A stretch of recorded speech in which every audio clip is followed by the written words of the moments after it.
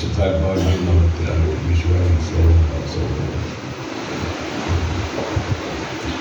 യോഹന്നാന്റെ സുവിശേഷം 21-ാം അധ്യായത്തിൽ 15 വചനങ്ങളിൽ പത്രോസിനോട് യേശു ഒരു ചോദ്യം ചോദിക്കുക. ആ ചോദ്യം നീ എന്നെ സ്നേഹിക്കുന്നു എന്നാണ്. അപ്പോൾ ഒരു പ്രാവശ്യമല്ല 3 പ്രാവശ്യം ചോദിച്ചു. പത്രോസ് പറഞ്ഞു, ഞാൻ നിന്നെ സ്നേഹിക്കുന്നു എന്ന് എനിക്കറിയാമല്ലോ. അവസാനം പറഞ്ഞു, അവസാനം സ്നേഹിക്കുന്നു സ്നേഹിക്കുന്നു സ്നേഹിക്കുന്നു എന്ന് പറഞ്ഞിട്ട് അവസാനം പറഞ്ഞു, ഞാൻ നിന്നെ സ്നേഹിക്കുന്നു എനിക്കറിയാമല്ലോ. പുറപ്പാടിന്റെ പുസ്തകത്തിലെ 3-ാം അധ്യായം 1 വചനങ്ങളിൽ ആട്ടിടനായ മോശയെ നിയമിക്കുക. മോശ എന്റെ അമ്മായിപ്പന്റെ ആടുകളെ മേച്ചു നടക്കുന്ന സമയം ഹോരേബ് മലയിൽ മോശ ഒരു ദൃശ്യം കാണുകയാണ് അകലെ. എന്നിട്ട് അത് കണ്ട് അടുത്തു ചെല്ലുകയാണ്. കത്ത് എരിയുന്ന മുൾപ്പടർപ്പ് എന്നാൽ എരിഞ്ഞ് ചാമ്പലാകുന്നില്ല. എപ്പോഴും തീ പിടിക്കാറുണ്ട്. ഈ പണ്ട് കാലത്ത് ടൗണുകളിലും ഇന്നത്തെ കാലത്തൊക്കെ ടൗണുകളിലും അതുപോലെ കൂടുതൽ ചൂടുള്ള പ്രദേശങ്ങളൊക്കെ തീ വരും, മലയോരങ്ങളൊക്കെ കത്ത് എരിയും. അപ്പോഴങ്ങനെ തീ കത്തിയിരിക്കുന്നു, പക്ഷെ അത് തീരുന്നില്ല. മുൾപ്പടർപ്പിൽ അത് എരിഞ്ഞ് ചാമ്പലാകുന്നില്ല. ഇപ്പോൾ മോശയെ ദൈവം വിളിക്കുകയാണ്, മോശേ. അപ്പോൾ അവർ സ്വരം കേൾക്കാൻ അടുത്തു വരരുത്, ഇതിന് ചെരുപ്പ് അടിച്ചു മാറ്റുക. നീ നിൽക്കുന്ന സ്ഥലം പരിശുദ്ധമാണ്. അപ്പോൾ ദൈവത്തിന്റെ സാന്നിധ്യമുള്ള സ്ഥലത്താണ് ഹോരേബ് മലയിലാണ് നിൽക്കുന്നത്, ദൈവത്തിന്റെ ദർശനമുള്ള സ്ഥലം. അപ്പൊ അവിടെ ചെരുപ്പുകൾ അടിച്ചു മാറ്റിയിട്ട് നിൽക്കാനാണ് പറയുന്നത്. എഫേസ്യർക്കുള്ള ലേഖനം 4-ാം അധ്യായം 7 വചനങ്ങളിൽ അപ്പോസ്തലന്മാരും സുവിശേഷ പ്രഘോഷകർ, ഇടയന്മാരും പ്രബോധകന്മാരുമാകാൻ അവർക്ക് വരം നൽകുക. ഈശോ അപ്പോസ്തലന്മാരെ വിളിച്ചു. എന്തിനു വേണ്ടിയാണ് വിളിച്ചത്? അവർ അപ്പോസ്തലന്മാരാകാൻ, സുവിശേഷ പ്രഘോഷണം നടത്താൻ, ഇടയന്മാരായിട്ട് പ്രവർത്തിക്കാൻ, പ്രബോധകനാകാനായിട്ട്, ഇതിനെല്ലാം വേണ്ടിയിട്ട് അവർക്ക് വരം നൽകി. അങ്ങനെ അവർക്ക് അധികാരം കൊടുത്തു, അവരെ പറഞ്ഞയക്കുകയാണ്.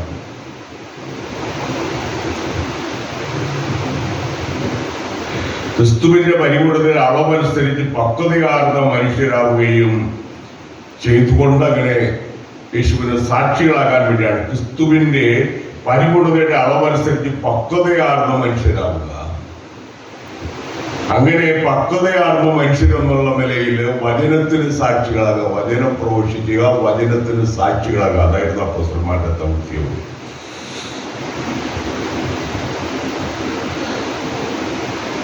യേശു ശിമോൻ പത്രോസിനോട് ചോദിച്ചു, നീ എന്നെ ഇവരെക്കാൾ അധികമായിട്ട് സ്നേഹിക്കുന്നുവോ? ഈ സ്നേഹം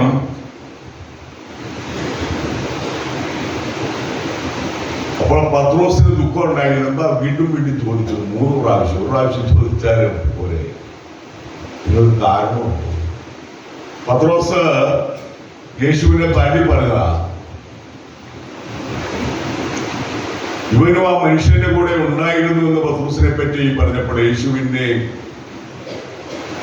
കുറ്റത്തടയ്ക്കുന്നതിന് വേണ്ടിയിട്ടുള്ള ശ്രമങ്ങൾ നടക്കുന്ന അവസരത്തിൽ, പിലാത്തോസിനെ കൊണ്ടുപോകാനായിട്ടുള്ള അവസരത്തിലാണ്. അപ്പോഴ് ഈ മനുഷ്യൻ അവന്റെ കൂടെ യേശുവിന്റെ കൂടെ ഉണ്ടായിരുന്നയാളാണ്, ശിഷ്യന്മാരിൽ ഒരുവനാണ് ചുരുക്കത്തില്. അപ്പോൾ പത്രോസിന് ഭയം ഉണ്ടായതുകൊണ്ട് പത്രോസ് പറഞ്ഞു, ഞാൻ അവനെ അറിയില്ല. ഇത് 2-3 പ്രാവശ്യം അതിന് മുമ്പേ യേശു മുൻകൂട്ടി പറഞ്ഞു, കോഴിക്കുന്നിൽ നീ 3 പ്രാവശ്യം എന്നെ നിഷേധിച്ചു പറയുമെന്ന് യേശു പറഞ്ഞു. അങ്ങനെ 3 പ്രാവശ്യം ഉപേക്ഷിച്ച് തള്ളിപ്പറയുന്ന സംഭവം സുവിശേഷങ്ങളിൽ രേഖപ്പെടുത്തിയിട്ടുണ്ട്. അത് കഴിഞ്ഞിട്ടാണ് മനസ്സാന്തരം പത്രോസിനുണ്ടാകുന്ന. പത്രോസ് ഗുരുവിനെ തള്ളി പറയുന്നതിനെ ഓർത്ത് പോയി കരഞ്ഞു എന്ന് പറയുന്നത്. ഈ സ്നേഹത്തിന്റെ വാക്ക് അഗാപ്പ എന്നാണ്. ഈ അഗാപ്പ എന്ന വാക്കിന്റെ അർത്ഥം സ്നേഹിതരുടെ ആത്മാർത്ഥം ആത്മാർത്ഥവും പരസ്പര ബഹുമാനത്തിനധിഷ്ഠിതവുമായ സ്നേഹം. സ്നേഹിതരുടെ ഇടയിലുള്ള ആത്മാർത്ഥവും പരസ്പര ബഹുമാനത്തിൽ അധിഷ്ഠിതവുമായ സ്നേഹത്തെയാണ് അഗാപ്പെ എന്ന് പറയുന്നത്. ലൈംഗിക സ്നേഹത്തെ ഈറോസ് എന്നാണ് ഗ്രീക്കിൽ വിളിക്കുന്നത്. എന്നാൽ അഗാപ്പെ അങ്ങനെയുള്ള സ്നേഹമല്ല. പത്രോസ് മറുപടി പറയുകയാണ്, കർത്താവേ, ഞാൻ നിന്നെ സ്നേഹിക്കുന്നു, നീ അറിയുന്നുവല്ലോ. പത്രോസ് പശ്ചാത്താപപരമായി ഏറ്റുപറച്ചിലാണ്, ഞാൻ നിന്നെ സ്നേഹിക്കുന്നു. ആ സ്നേഹത്തിന്റെ വാക്ക് ഫീലോസ് എന്നുള്ള വാക്കാണ് ഗ്രീക്കില്. അപ്പൊ അങ്ങനെ 3 പ്രാവശ്യം തള്ളിപ്പറഞ്ഞ പത്രോസ് 3 പ്രാവശ്യം സ്നേഹിക്കുന്നു എന്ന് ഏറ്റുപറഞ്ഞ് കഴിഞ്ഞപ്പോൾ സഭയുടെ തലവനാക്കി, പ്രധാന ഇടയിലാക്കി, നിന്റെ ആടുകളെ മേയ്ക്കുക. അതാണ് യേശു പറയുന്നത്, നിന്റെ ആടുകളെ മേയ്ക്കുക. Feed my sheep. നീ വ്യക്തികളുടെ ജീവിതത്തിലേക്ക് വന്നാല് അവിടെയും സ്നേഹം ഉണ്ടെങ്കിൽ ജീവിതത്തിന് ഭാരമില്ല. എന്തുകൊണ്ടാണ് മാതാപിതാക്കൾ മക്കളെ സ്നേഹിക്കുന്നത്? മക്കളോട് സ്നേഹമുള്ളത് കൊണ്ടാണ്. അവർക്ക് നല്ല കുപ്പായങ്ങൾ വാങ്ങിക്കൊടുക്കുന്നു, അവർക്ക് വിശാല ദിവസങ്ങളിൽ ഐസ്ക്രീം മേടിച്ചു കൊടുക്കുന്നു, എവിടെയെങ്കിലുമൊക്കെ അവധി അവസരങ്ങളിൽ കൊണ്ടുപോകുന്നു, പെരുന്നാൾ കൂടാൻ കൊണ്ടുപോകുന്നു. ഇതൊക്കെ കാരണം എന്താ? മക്കളോട് സ്നേഹമുണ്ട് മാതാപിതാക്കൾക്ക്. അതുകൊണ്ടാണ് നല്ല വസ്ത്രങ്ങൾ വാങ്ങിച്ചു തരികയും നല്ല സ്കൂളിൽ വിടുകയും നല്ല ആഹാരം പറ്റുന്നതനുസരിച്ച് മേടിച്ചു തരികയും വിശേഷാവസരങ്ങളിൽ നിന്ന് ആദരിക്കുകയൊക്കെ ചെയ്യുന്നത് മാതാപിതാക്കൾക്ക് മക്കളോടുള്ള സ്നേഹമുള്ളത് കൊണ്ടാണ്.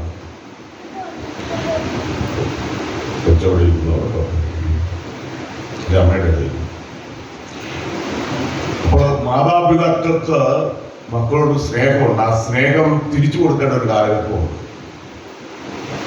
മാതാപിതാക്കൾ രോഗികളായിരിക്കുമ്പോൾ സ്വന്തം കാര്യങ്ങൾ ചെയ്യാനായിട്ട് സാഹചര്യം ഇല്ലാതിരിക്കുന്ന കാലഘട്ടമുണ്ട്. അത് 60-കളിൽ 70-കളൊക്കെ വരുമ്പോൾ, 60-കളിൽ അമ്മോടും അമ്മ, 70-കളിൽ ഏറെയും. പിന്നെ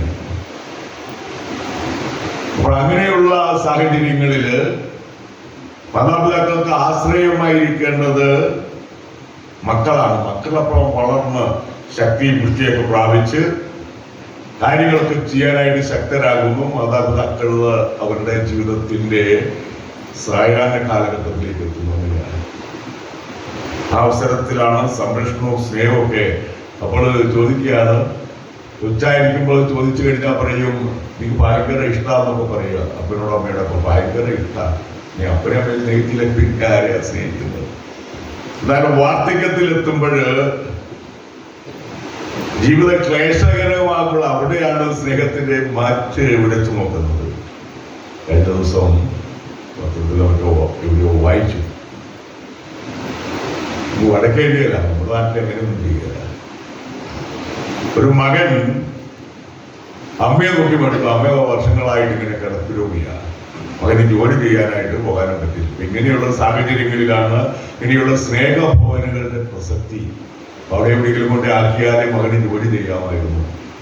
അതുകൊണ്ട് മകൻ അവരുടെ മനസ്സിൽ വെറുപ്പും വിദ്വേഷവും ഉണ്ടായി അമ്മയോട്. അമ്മ ജീവിക്കുന്നത് കൊണ്ടാണ് എന്നെ സംരക്ഷിക്കേണ്ടി വരുന്നത്. എനിക്ക് സഞ്ചാര സ്വാതന്ത്ര്യമില്ലാത്തത് കൊണ്ട് താമസിച്ചിരുന്ന ഫ്ലാറ്റിലുമായിരിക്കും, ബഹുനില കെട്ടിടത്തിന് മുകളിൽ നിന്ന് അമ്മ എഴുതുന്നതായിരിക്കും അമ്മ മരിച്ചു. അതാണ് സംഭവം. അവന് കുറേയൊക്കെ സ്നേഹം ഉണ്ടായിരുന്നെങ്കിൽ സ്നേഹത്തില് പിടിച്ചു നിൽക്കാനോ മറ്റു രീതിയിൽ ചിന്തിക്കാനോ അവന് കഴിഞ്ഞില്ല. മറ്റു രീതിയിൽ അമ്മയെ അന്വേഷിക്കാനായിട്ട് പറ്റുമെന്നുള്ള ചിന്ത അവന്റെ മനസ്സിൽ ചെല്ലാതിന് ഒരു നിമിഷത്തിന്റെ വികാരങ്ങളുടെ വേലിയേറ്റത്തിൽ അത് വെറുപ്പായി തീർന്നു. അപ്പൊ അമ്മയെ അവസാനിപ്പിക്കാനായിട്ട് തീരുമാനിച്ചു. അങ്ങനെ എടുത്തതായി കിട്ടു. അങ്ങനെ അമ്മയുടെ അന്ത്യം വന്നതാണ്.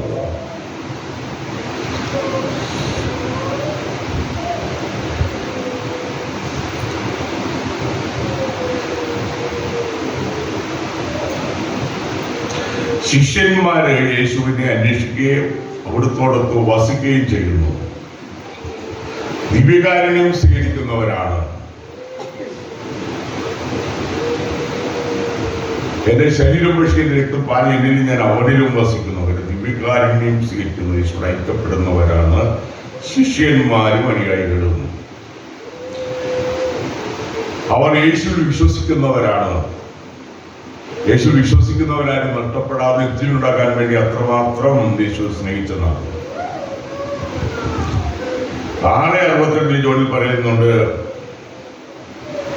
ചിലർക്ക് യേശുവിനെ വിട്ടുപോയി വിശുദ്ധനെ പറ്റി പറഞ്ഞപ്പോൾ അപ്പോൾ നിങ്ങളും ഉപേക്ഷിച്ചു പോകാൻ ചോദിച്ചു. അപ്പോൾ യേശു പറയുകയാണ്,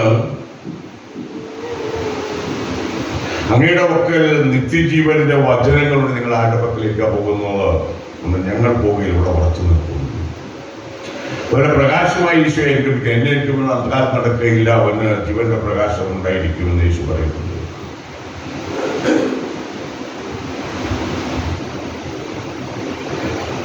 സ്നേഹത്തിന് വേണ്ടി ജീവൻ ബലിയർപ്പിക്കുന്ന സ്നേഹം 10:11 യോഹന്നാനിൽ പറയുന്നുണ്ട്.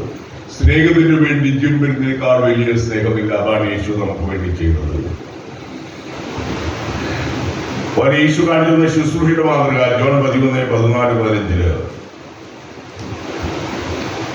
അപ്പോൾ സ്നേഹത്തിന്റെയും ശുശ്രൂഷയും കാൽകഴുകലിന്റെയും ഒക്കെ മാതൃക യേശു നമുക്ക് കാണിച്ചു തരുന്നുണ്ട്. യേശു നമ്മുടെ വഴിയും സത്യവും ജീവനുമാണ്. അങ്ങനെ വഴി സത്യ ജീവനുമായ യേശുവിനെയാണ് നമ്മൾ രക്ഷകനായിട്ട് സ്വീകരിക്കുക. ഇനി കുടുംബത്തിൽ ഈ സ്നേഹം ആവശ്യമുണ്ട്, വ്യക്തിബന്ധങ്ങളിൽ സ്നേഹം ആവശ്യമുണ്ട്. സ്നേഹമുള്ളപ്പോൾ ജീവിതം ഭാരമല്ല. ഒരു കൊച്ചിനു വേണ്ടിയിട്ട് രോഗിയായിരിക്കുമ്പോൾ അതിനുവേണ്ടി ദിനരാത്രി ഉറക്കം ഇളച്ചിരുന്നുകൊണ്ട് അമ്മ ശുശ്രൂഷിക്കുന്നു, പിതാവ് വേണ്ട കാര്യങ്ങളൊക്കെ ചെയ്യുന്നു. എന്തുകൊണ്ടാണ്? ആ കൊച്ചു ജീവനിൽ നിലനിൽക്കണം, അതിനുവേണ്ടി എന്ത് ത്യാഗം ചെയ്യാൻ തയ്യാറാണ്. ആയിരക്കണക്കിന് അല്ലെങ്കിൽ ലക്ഷക്കണക്കിന് രൂപ ചെലവഴിച്ചുകൊണ്ട് മക്കളുടെ ജീവന് വേണ്ടിയിട്ട് മാതാപിതാക്കന്മാര് ചില സാഹചര്യങ്ങളിൽ കഷ്ടപ്പെടുന്നു. അതിന്റെ ജീവൻ നിലനിർത്തുക അതിനോട് സ്നേഹമുള്ളത് കൊണ്ടാണ്. സ്നേഹമുള്ളവരുടെ ജീവിതം ഭാരമില്ല.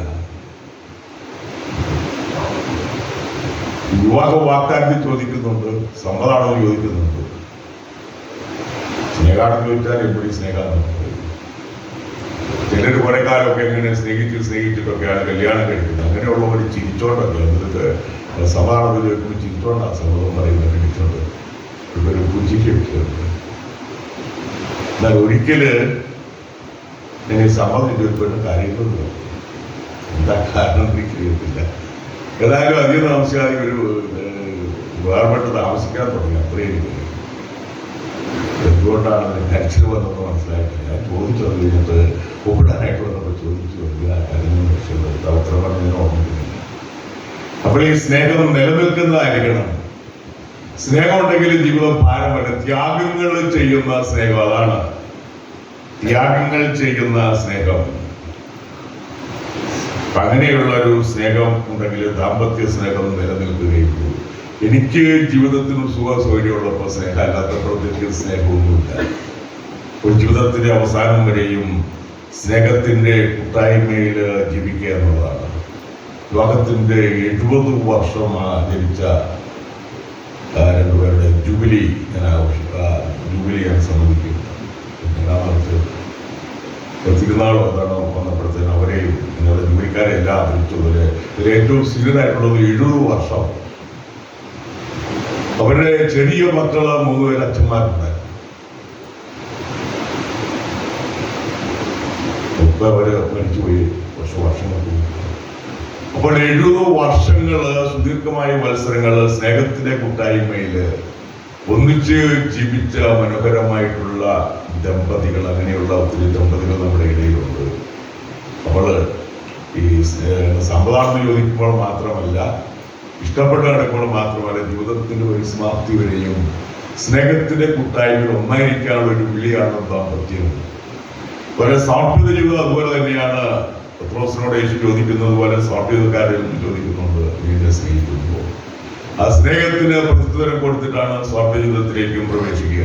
അതുകൊണ്ട് സ്നേഹത്തിന്റെ കൂട്ടായ്മയിലായിരിക്കാനായിട്ട് ഈശോയോടുള്ള സ്നേഹം എന്നെ നിർബന്ധിക്കുന്നു. അതുപോലെ യേശുവുള്ള സ്നേഹത്തിലാണ് ദാമ്പത്യ സ്നേഹത്തെയും കാണേണ്ടത്. കർത്താവ് സഭയെ സ്നേഹിച്ചതുപോലെ ദമ്പതിമാരെ സ്നേഹിക്കുന്ന പറഞ്ഞതിന്റെ അന്തരാർത്ഥം അതാണ്. അതുകൊണ്ട് ദൈവസ്നേഹത്തിൽ നിലനിൽക്കാൻ മറ്റുള്ളവരുടെ സ്നേഹത്തോടെ പെരുമാറാൻ, ജീവിതത്തിന്റെ ത്യാഗത്തിന്റെയും അധ്വാനത്തിനും മുമ്പിൽ തളരാതിരിക്കാൻ നമുക്ക് ശ്രമിക്കാം. ഈശോ നമ്മെ അനുഗ്രഹിക്കട്ടെ. പിതാവിന്റെയും പുത്രന്റെയും പരിശുദ്ധാത്മാവിന്റെയും നാമത്തിൽ ആമേൻ.